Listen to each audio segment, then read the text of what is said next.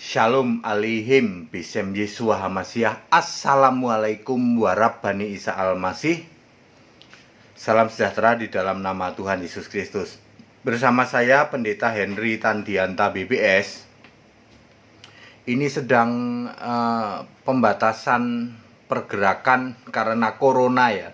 Jadi di rumah saja, ini khotbah dari rumah saja saudara ya.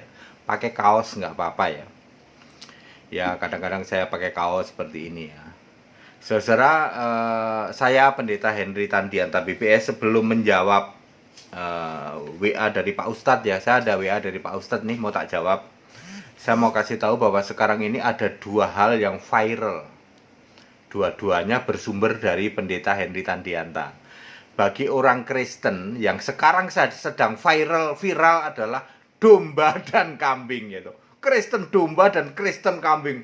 Mau dibantah ayat Alkitab semua. Pendeta marah, bahkan pastor ada yang marah loh. Pastor marah loh. Pastor marah-marah. Lo pastor katanya, baca itu ayat Alkitab. Bisa itu gak? Nggak bisa bantah. Tapi kan itu tradisi gereja kami. Kami nyembah Bapa, kami nyembah dan lain sebagainya.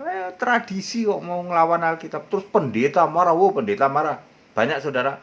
Pendeta kambing tentu saja. Beraninya Anda mengelompokkan kambing. Loh, bukan saya yang mengelompokkan, itu di Alkitab ada kok. Jadi soal domba kambing sedang viral sekarang ya. Viral dibahas di mana-mana itu. Ya, mereka sedang dak-dikduk. Ternyata kita kambing. Waduh, kalau kambing masuk neraka gitu ya. Itu yang pertama, viral tentang domba dan kambing itu intern Kristen. Lalu di luar Kristen ada yang viral juga, yaitu tentang pemurtatan. Aneh katanya, Pendeta Henry Tandianta cuman khotbah di YouTube. Nggak kenal itu orang dari keyakinan lain nonton kok bisa tobat. Mereka terheran-heran saudara. Ya jangankan mereka, saya aja heran gitu. Saya kan cuman khotbah. Khotbahnya kebenaran Alkitab. Kok bisa bikin mereka tobat loh? Nggak pernah kenal. Nggak ada itu penginjilan ke mereka, nggak ada. Cuman gini nih khotbah lewat YouTube. Itu dipakai oleh Tuhan untuk yang tobat nggak yang murtad nggak sembarangan loh. 156 orang. 6 orang diantaranya itu mu'alaf balik lagi. Ya. Ya. Jadi dua viral itu. Ya ada yang bersaksi dan lain sebagainya. Sekarang saya mau menjawab pertanyaan dari Pak Ustadz nih ya. Dari Pak Ustadz Sugi, cuman gitu doang ngomongnya. Pak Ustadz Sugi, ya. Dari mana Pak? Dari Indonesia katanya. Ya udah. Pak Ustadz Sugi itu jawab begini ya, nanyanya begini. Apa pendapat Pak Pendeta Henry Tandianta tentang nabi kami? Waduh, aku ditanya kayak begitu. Jadi judulnya gini, jawab Pendeta HTD tentang nabi kami. Sudah. Kalau menyebut nabi kami, Anda sudah tahu semua toh, ya. Saya di tayangan YouTube tidak pernah nyebut tokoh keyakinan lain, nggak pernah saya. Dan saya menjawab juga tidak akan nyomot ayat dari keyakinan lain. Itu hebatnya ya. Semua para ustadz yang nanya ke kami tidak pernah menjawab pakai comot-comot ayat. Punya mereka selalu dijawab pakai ayat Alkitab. Meskipun mak jelek, meskipun bikin tepuk jidat, tidak akan marah. Sebab ayat Alkitab. Jawab Pendeta HTD tentang nabi kami. Apakah pendapat Bapak Pendeta tentang nabi kami? Gitu ya. Ya sudah nabi kami aja itu, tanya Pak Ustadz Sugi. Pak Ustadz Sugi, saya mau jelasin bahwa nabi itu apa sih? Ya kan? Supaya pengertian ini dibenarkan dulu. Itu di dalam Ibrani 1 ayat 1 mana? Di dalam Ibrani 1 ayat 1 bahwa Allah berbicara kepada manusia. Itu lewat nabi. Itu kalau zaman dulu. Tetapi akhir zaman melalui Yesus. Maka Yesus pasti nabi. Karena ini ayat Alkitab. Allah berbicara kepada manusia dulu melalui nabi-nabi, pada zaman akhir melalui Yesus Kristus. Yesus Kristus jadi manusia, makanya Yesus Kristus juga nabi. Lukas 7 ayat 16 malah disebut nabi besar. Markus 6 ayat 4 Yesus juga mengatakan nabi ditolak di kampungnya sendiri. Yaitu itu pernyataan Yesus bahwa dia itu nabi. Dan Yesus nabi besar beneran ini di Alkitab. Waduh. Nabi itu ada nabi zaman dulu, ada nabi zaman akhir ya. Oke. Itu semua sudah berlalu, Pak, ya. Yesus sudah nggak jadi manusia hari ini. Saya mau cerita tentang nabi yang asli, Pak. Nabi asli. Ya. Nabi asli ya, nabi sama rasul sama saja.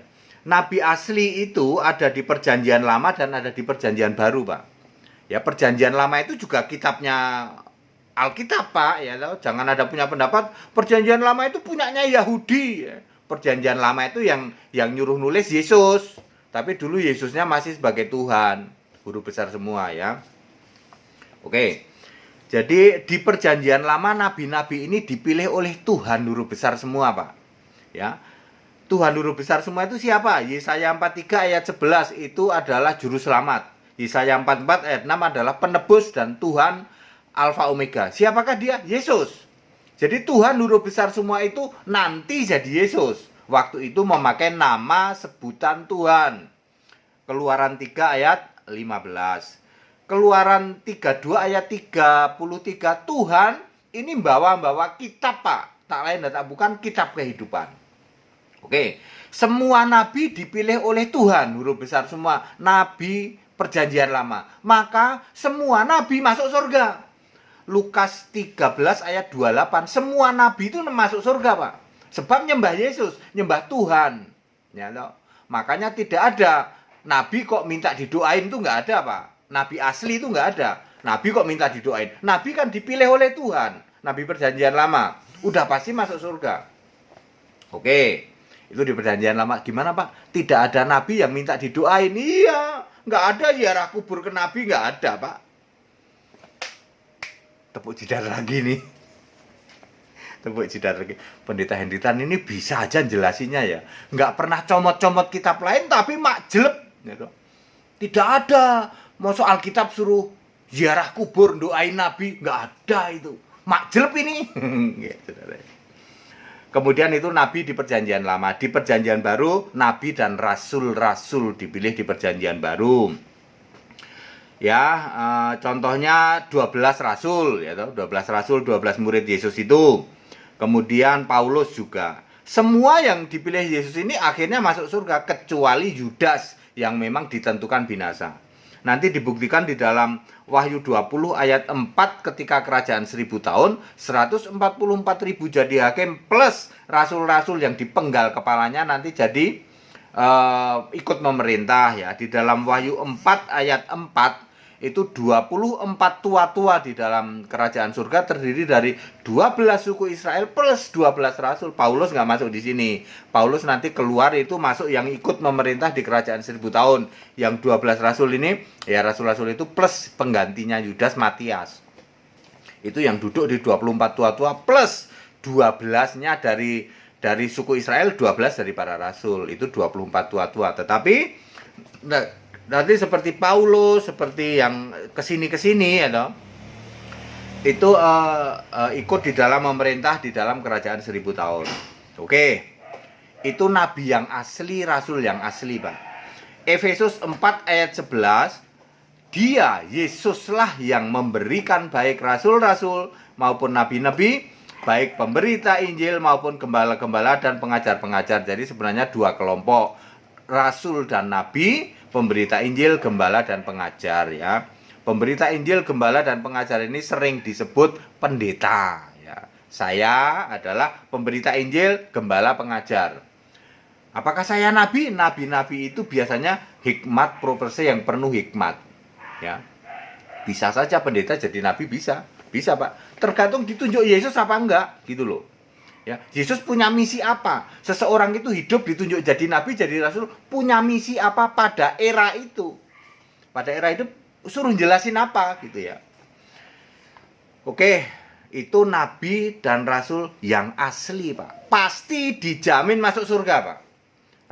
Nabi, rasul yang asli karena dipilih oleh Yesus.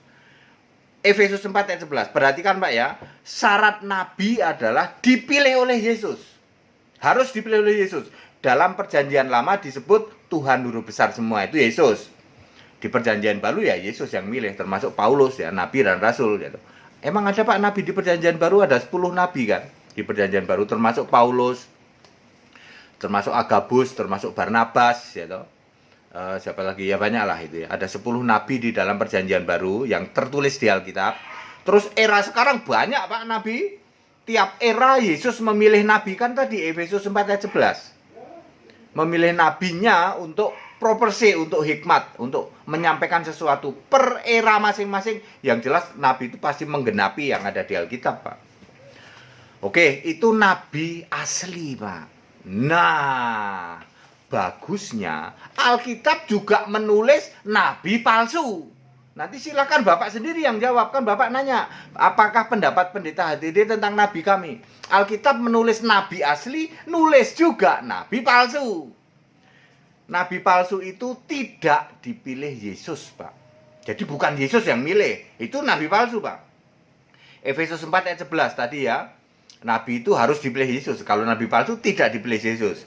Matius 24 ayat 11, nabi palsu ini menyesatkan yang akhirnya membinasakan Pak. Tentu bertolak belakang dengan ajaran Injil ya toh. Terus Matius 24 ayat 24, bisa membuat mujizat palsu dari Beelzebul. Beelzebul itu iblis Pak. Ya, nabi palsu ini bisa membuat mujizat, tapi mujizat palsu dari Beelzebul. Ini ayat Alkitab Pak ya. Matius 24 ayat 44. Kemudian 1 Yohanes 4 ayat 1, roh-rohnya itu tidak berasal dari Allah. 2 Petrus 2 ayat 1 sampai 3, ajarannya sesat, membinasakan, menyangkal penguasa, P-nya huruf besar Kristus, menyangkal Yesus, itu nabi palsu Pak. Kemudian hawa nafsu Pak. Ini pokoknya nabi palsu itu mengandalkan hawa nafsu Pak. Nafsu apa? Ya nafsu seks gitu. Ya pasti di situ poligami pula, banyak istri dan sebagainya. Dan perhatikan cerita isapan jempol Pak. Ya, nabi palsu itu selalu bikin mujizat, misalnya mujizatnya cuma isapan jempol, nggak ada bukti. Waduh Pak, kan tadi saya sudah bilang, saya tidak akan pernah nyomot-nyomot ayat dari kitab lain. Ini Alkitab. Ya, ciri-ciri nabi palsu udah pasti tidak dipilih Yesus. Kemudian dia menyesatkan, bahkan menolak atau menyangkal penguasa, tak lain dan tak bukan Yesus. Hawa nafsu Pak, yang digede-gedein hawa nafsu Pak. Kemudian dia cerita isapan jempol. Aku bikin mujizat kapan? Waktu kamu tidur, ada saksinya enggak? Enggak. Cerita isapan jempol. Itu nabi palsu Pak. Alkitab menulis seperti itu nabi palsu. Saya ulang Pak ya. Efesus 4 ayat 11, nabi mutlak harus dipilih Yesus. Itu yang asli Pak. Kalau tidak dipilih Yesus, palsu Pak. Matius 24 ayat 11, nabi palsu itu menyesatkan. Matius 24 ayat 24, bisa bikin mujizat tetapi dari iblis mujizatnya. Sebab iblis bisa bikin mujizat Pak. Kemudian 1 Yohanes 4 1, rohnya itu tidak berasal dari Allah. 2 Petrus 2 ayat 1 sampai 3, ajarannya sesat, menyangkal Yesus, hawa nafsu, cerita isapan jempol, ceritanya bohong semua, karangan semua Pak. Itu nabi palsu. Pak Ustadz, saya tidak usah jawab. Itu saya sudah menguraikan, ada nabi asli, ada nabi palsu. Terus Bapak nanya, apakah pendapat pendeta HTD tentang nabi kami? Silahkan disimpulkan sendiri. Saya hanya mengatakan Alkitabiah, ada nabi asli, ada nabi palsu. Nabi palsu kriterianya tadi. Silakan Bapak yang menyimpulkan, ya toh. Nabi palsu adalah penyesat, ya toh. Menyangkal Yesus. Tidak mungkin nabi palsu ini kok tidak menyangkal Yesus, sebab dia tidak dipilih oleh Yesus. Kemudian hawa nafsu dan cerita-cerita bohong. Ya. Kalau nabi asli dipilih oleh Yesus dan dijamin surga. Ya, tidak perlu ada ziarah kubur doain nabi-nabi Alkitab, nggak ada, karena semua nabi Alkitab dijamin surga. Lukas 13 ayat 28. Demikian pula nabi dan rasul yang dipilih oleh Yesus juga dijamin surga. Nanti ada di kitab Wahyu 20 Wahyu pasal 20 ayat 4 itu tentang kerajaan 1000 tahun. Kemudian ada Wahyu 4 ayat 4 itu tentang 24 tua-tua. Itu di situ ada rasul, ada rasul-rasul dan 12 suku Israel. Padat, singkat, dan clear ya Pak Ustadz, saya sudah jawab. Kita Indonesia Pak Ustadz, kita Pancasila, tetap toleransi. Sekali lagi, saya tidak pernah menjawab pertanyaan siapapun dengan mencomot-comot, apalagi menjelek-jelekan kitab lain, keyakinan lain, enggak. Bapak tanya, saya jawab hanya pakai Alkitab. Boleh di cross check ini semua jawaban Alkitab. Apakah pendapat pendeta HTD tentang nabi kami? Kami sudah jawab. Silahkan Bapak yang menentukan sebenarnya nabi kami ini masuk yang mana, nabi asli apa tidak. Silahkan Bapak yang menentukan. Kami sudah sampaikan kriterianya. Ya, kita Indonesia, kita Pancasila, toleransi itu harus, keberagaman wajib disyukuri, bersahabat dengan beda iman bisa. Makanya sahabat saya ustadz-ustadz banyak. Ya, begini tidak bikin sakit hati, betul nggak? Wong ayat Alkitab kok. Ya, kecuali kalau saya menyampaikannya tidak dengan ayat Alkitab, ini kan ayat Alkitab, ya tidak akan mereka sakit hati karena mereka, lah wong ayat Alkitab bisa dibaca, mereka bisa baca loh. Buka Bible ini, oh benar semua.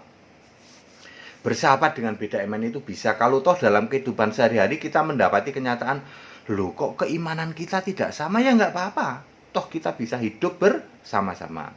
Ayo saling menghargai, saling menghormati, jangan hujat, jangan caci maki, jangan kayak Kristen kambing Pak, kerjanya menghujat, caci maki. Pendeta Pak, gelarnya berderet-deret, ada pelajaran hujat, caci maki. Pendeta Henditan kan jelasin Alkitab, aneh loh Pak. Ya Pak Ustadz, aneh nih, ada pendeta yang Alkitabiah jelasin Alkitab dimaki-maki oleh pendeta lain, pendeta kambing Pak, yang dia nggak paham Alkitab. Lah jelasin Alkitab kan mestinya di cross check dong sama Alkitab. Oh bener semua pendeta Henditan itu, bukan kok dimaki-maki, dia sendiri nggak mudeng Alkitab, mestinya kan nanya. Ya, gitu Pak Ustadz, itu pendeta-pendeta kambing tuh Pak. Ya, tetap bersahabat, ya, bersahabat dengan beda iman, bisa. Segala puji hormat syukur kami naikkan kepadamu, Yesus Allah yang benar, Allah segala masa, sebelum segala abad, sekarang sampai selama-lamanya. Haleluya, amin.